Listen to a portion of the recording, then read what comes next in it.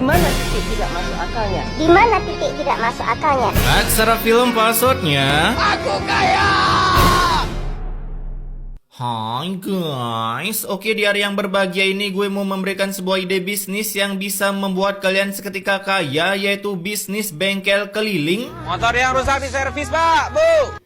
Aduh, aja-aja ada dah flying fish. Tapi sebelum itu kita sapa dulu para zapnger di saweria.com. Ada kucing malas, Junichiro, es krim goreng tepung, Bona Rongrong, Herlandi Rian, dan Meliani yang telah mensupport saya untuk mencoba membuka bisnis bengkel keliling. Dan tanpa berbacot ria lagi Catwoman, mari kita skuy. Film yang ide bisnisnya selalu di luar nalar ini dibuka dengan seorang mama yang kepalanya seperti terkena kutukan sampai membuat kedua anaknya terpanikan karena takut film baru dimulai sang ibu sudah berpulang. Oh ya, perkenalkan ini Reno, adiknya Beka, asik Beka, dan emaknya bernama Bulan. Kala itu karena si emak sakit, adiknya pun disuruh cepat-cepat pergi ke sekolah agar tak melihat emaknya terbenatkan jika itu terjadi. Terlebih lagi karena si emak sakit, Reno pun harus meminta cuti hamil ke bosnya karena ia tahu penyakit emaknya akan lama sembuhnya akibat tingkat perekonomiannya di tingkat kemiskinan. Kalau begini caranya, mending kamu saya pecat. Buset, kejam bedah. Jadinya mau tak mau si Reno harus OTW ke warung kakaknya berharap bisa mendapatkan bantuan. Tapi pada ia baru sampai ia langsung terkena ceramah no jutsu level ke-8 karena istri kakak kandungnya sendiri berkata seperti ini. Sudah waktunya ibu kamu itu nyusul almarhum bapak kalian. Astagfirullahaladzim, Mbak. Lihat tuh mas, adik kamu gak sopan sama aku. Kamu jangan kurang ajar sama istri aku ya. Lah, yang gak sopan siapa? Yang dimarah siapa? Sedangkan kakak kandungnya sendiri bernama Agus, ia malah mensupport istri begundalnya untuk GB dosa dengan cara mengusir adiknya sendiri dari sana agar ia dipecat oleh bosnya karena nggak kerja, lalu mati karena kelaparan bersama seluruh keluarganya. Wah, gelap sekali idenya Agus ya. Di rumah sang ibu pun hanya bisa mukbang segelas air keran yang bahkan ibunya sudah tahu kalau Agus tak mau membantu mereka. Jadinya sang ibu menyuruh Reno untuk kerja aja daripada ia harus kehilangan pekerjaannya.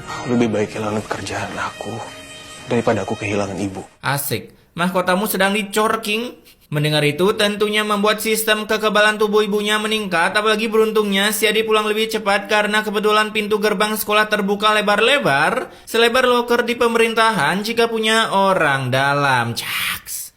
Jadinya Reno pun bisa cepat-cepat pergi bekerja. Di sisi lain ada sesuatu yang menghadeh-hadehkan karena saat ini begundal mau servis motor tapi nggak ditangani oleh Reno. Gak usah deh bang, saya biasanya mesarip bang. Di mana sih? Bisa-bisanya nggak jadi cuman karena beda mekanik. Lagian apa bedanya cuy? Mending kayak lu cukur rambut ya wajar lah pilih-pilih tukang cukur. Ini servis motor. Nggak mungkin kan lu servis ganti oli yang diganti malah busi. Dan karena kejadian ini membuat bosnya sangat kesal dengan Reno yang suka datang telat akibat banyak halangan di rumahnya. Bahkan karena Reno telat 3 jam, ia pun harus melakukan lembur selama 3 jam. Dan itu pun tanpa dibayar karena dianggap sebagai loyalitas. Kayak perusahaan pada umumnya aja ya guys. Nah ketika lembur yang bersifat loyalitas itu selesai, Reno pun akhirnya bisa pulang dengan kondisi perut seperti cacing kesurupan.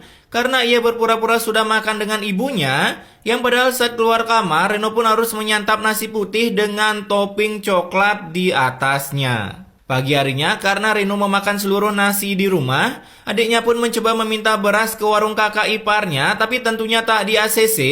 Begitu juga dengan Reno, ia mencoba meminta kasbon ke bosnya yang pastinya juga tak di ACC. Karena mereka memiliki sifat yang sama, yaitu sifat para penghuni neraka. Asik. Dasar mental orang miskin gini nih. Bukannya ngebantu, malah ngulti. Ibu kamu cuma bisa nyusahin aja. Sakit lama banget gak mati-mati. Tuh kan, sama kan sifatnya. Entar aja mati meet and greet di neraka. Kala itu karena tak bisa mendapatkan beras, adiknya pun begitu jackpot karena ia berhasil melihat beras yang sedang melakukan demo di jalanan, sehingga Beka pun bisa memungutnya untuk dijadikan santapan kematian buat kakak dan ibunya. Sementara di tempat Reno, ia pun disuruh lembur oleh bosnya dan mengira dirinya akan dibayar lebih jika lembur. Tentunya si Reno mengiyakan aja, tapi setelah selesai lembur lalu meminta uang lembur untuk beli makanan. Saya nggak dapat uang lemburan, Pak. Tuh, Ambil. Gila, ada ya orang sekejam gini. Kayaknya cuma di FT cuan, terpaksa si Reno pulang hanya bermodalkan kentut doang, apalagi baru tiba di rumah. Si Reno mendengar kalau adiknya habis menilap beras yang berjatuhan di jalanan untuk dimakan. Jadinya akibat rasa sakit ini, Reno pun memiliki cita-cita menjadi pejabat korup agar bisa menilap uang-uang rakyat, supaya rakyat bisa merasakan hidup tanpa bansos dan kelaparan seperti Reno. Sesat. Tapi sebelum itu terjadi, Reno pun harus open war terlebih dahulu ke warung kakaknya, karena istri kakaknya tak mau membantu BK hanya soal memberi beras. Tapi apa daya, efek kebanjiran fakta itu berhasil diputarbalikan oleh istri kakaknya, sampai membuat si Agus memihak istrinya, apalagi ia berpura-pura playing victim, ya seperti oknum woman tersakiti pada umumnya, dengan pelaku berkamuflase menjadi korban. Buset, belum ada aba-aba udah langsung start duluan loh.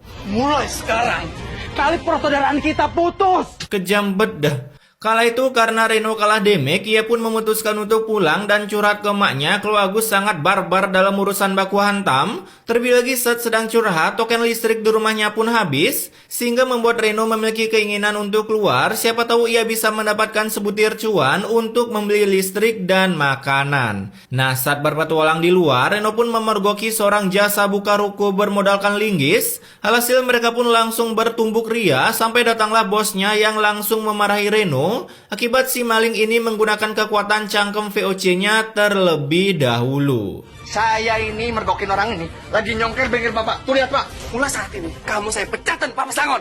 Ini si bosnya lihat skin dulu lah. Udah jelas-jelas itu skin maling pakai pakaian hitam hoodie lagi. Malah percaya omongan Brody. Di pagi harinya, si Reno pun sangat menyesal kemarin keluar karena bukan cuan yang ia dapat, tetapi hadiah berupa pemecatan karyawan. Apalagi di tengah-tengah nggak ada uang, datang lagi masalah baru berupa begundal ini yang sudah pastinya datang untuk meminta uang kontrakan. Kok ibu-ibunya sama terus ya yang minta uang kontrakan? Tapi jangan lama-lama ya, saya juga butuh uang. Asik, emang selalu baik hati dan tidak sombong pemilik kontrakan di dimensi pintu gerbang dah. Di hari itu juga Reno pun mulai berpetualang membawa amplop coklat mencoba melamar di sebuah warung sebelah tapi ditolak. Dan saat akan pulang, ia pun bertemu dengan seorang minion yang kesulitan akibat motor racing dan kencangnya itu mengalami mati rasa, tak mau mengebut sesuai keinginan majikannya. Beruntung ada Reno yang membantunya, di mana saat dihidupkan, motor si minion ini akhirnya bisa mengeluarkan suara yang menggelegar layaknya tinja H2R. Dan dari sinilah Reno mendapatkan ide yang begitu fantastik karena minion ini mengatakan, Mas, kenapa nggak bikin bengkel keliling aja? buset dah, ide macam apa ini? Masa iya kita nanya-nanya di jalanan, Bapak, motornya mau diservis apa enggak? Mendengar ide kemanu akalan itu, ia pun meminta izin ke ibunya ingin membangun usaha bengkel keliling demi bisa mencukupi biaya makan sehari-hari serta pengobatan ibunya. Ini ibunya sakit apa dah? Muka kayak orang seger gini, tapi kerjanya rebahan mulu. Di hari itu juga mulailah si Reno membuka jasa bengkel kelilingnya yang entah di mana ini begundal dapat kompresor. Padahal dia kan miskin ya. Terus kompresor dari mana cuy? Bengkel keliling, aneh-aneh aja. Wah pak, jangan langsung diulti gitu dong. Ada nomornya guys. Ayo yang punya keluhan soal motor monggo di chat atau pasangin iklan di OLX juga boleh biar HP-nya rame. Kala itu Reno pun sangat kesusahan mendapatkan pelanggan. Mas, bengkel keliling nggak? Ini motornya mau diservis? Enggak, itu cuma nanya aja. Gabut bener, bapak ini cuma nanya gitu doang. Minimal suruh servis turun mesin lah motornya. Biar panik si Reno. Merasa diprank oleh si minion, Reno pun langsung mendoakan si minion itu terbenatkan ketika sedang kentut. Dan setelah berdoa itu, akhirnya si Reno mendapatkan satu pelanggan pertamanya untuk renovasi motornya agar bisa menyalip Rossi ketika di tikungan. Selesai menyelesaikan satu servisan motor, Reno pun dapat lagi satu pelanggan yang sedang mendorong motor karisma racingnya, di mana ketika melihat jasa bengkel keliling, bapak ini pun langsung menyerahkan seluruh penyakit motornya ke si Reno. Bengkel keliling. Wah, ini kayak businya udah lemah nih pak. Diganti aja sama yang baru ya. Lah, Reno dapat busi baru dari mana cuy? Bukannya dia nggak punya uang sama sekali pakai modal bengkel ya? Mau bikin pemeran miskin tapi di tengah-tengah film dibuat punya cuan. Kala itu saat sedang mengupgrade motor bapak ini, si Agus pun melihat Reno dari kejauhan yang begitu terkejutnya ia karena Reno membuka usaha bengkel keliling. Jadinya selesai Reno mengupgrade spek motor bapak ini, ia pun langsung dipanggil dan diberi ceramah no jutsu oleh abang begundalnya ini.